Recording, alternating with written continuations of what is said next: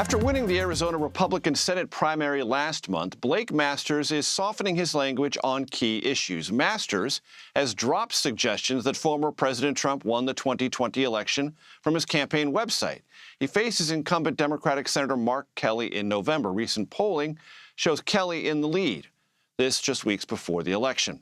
Jared McDonald-Evoy joins us now. He's a reporter from the Arizona Mirror. It's good to have you with us. Now, Blake Masters has also scrubbed his website of previous stances on abortion, including his support for a federal bill recognizing unborn children as human beings. What is his messaging on this issue now? So thank you for having me on. Masters has been changing his stance a bit on his website since he won the GOP primary. That stance has gone from, he previously had, as you noted, a position of wanting to have a federal personhood law, which would make it so that anyone who receives an abortion could be charged with murder or something to that effect. Now, he has kind of stepped back from that, and on his website has changed it so that he's more in support of, say, like a 15-week abortion ban or something more akin to that sort of a policy. And in interviews with other members of the press, he's been more supportive of those sort of restrictions on abortion. So it's not a complete reversal, but it is definitely shifting from what he was saying and posting during the primary.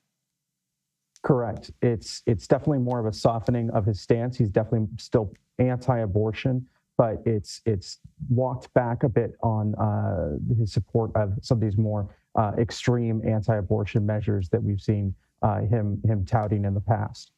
So the National Republican Senatorial Committee has cut spending on ads for Masters and other GOP Senate candidates who struggle to get traction. Do they give any explanation for this particular decision in the Masters race? So the NRSC has been pulling money from certain key races in certain states, Arizona being one of them. They pulled $3.5 million.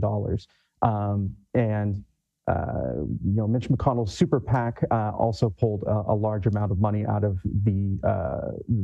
Arizona. There's been some reporting by the Washington Post that there is some infighting between Mitch McConnell and Peter Thiel, who is the biggest funder of Blake Masters' campaign.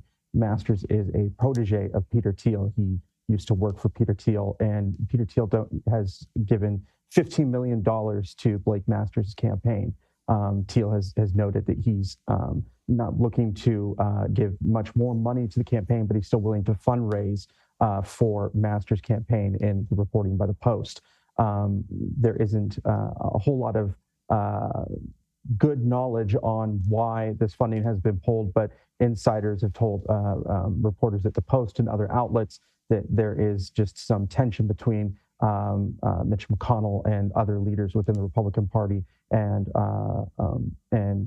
Thiel and Masters over certain things like the election denying and Trump support. Speaking of election denying, as we noted, Blake Masters no longer has on his website that President Trump won the 2020 election and Joe Biden didn't. Joe Biden did win. He won in Arizona. They even had an unauthorized cyber ninja recount that affirmed that. But Kari Lake is the Republican nominee for governor. She has also denied the results of the 2020 election. Where does she stand right now? Kari Lake and Katie Hobbs. Katie Hobbs is the Arizona Secretary of State, who is also running as the Democrat for governor in Arizona. Both their races, it's pretty close right now. Some polling has shown that Katie Hobbs is ahead. Some polling has shown that Kari Lake is ahead. It's a pretty close race right now. As you noted, Kari Lake is kind of a known election denier in the state. She supported the election review that was done here by the Arizona Senate, and she's also been supported by a number of election deniers, such as Denise D'Souza, who made the flawed movie 2000 Mules, as well as other election deniers, such as Mike Lindell. But the race is incredibly close. It's going to be one of those races where I think it's going to be right up to the end, where we'll have a good idea of who may be winning that one. With the Arizona Mirror, Jared McDonald-Evoy, we thank you. Thank you.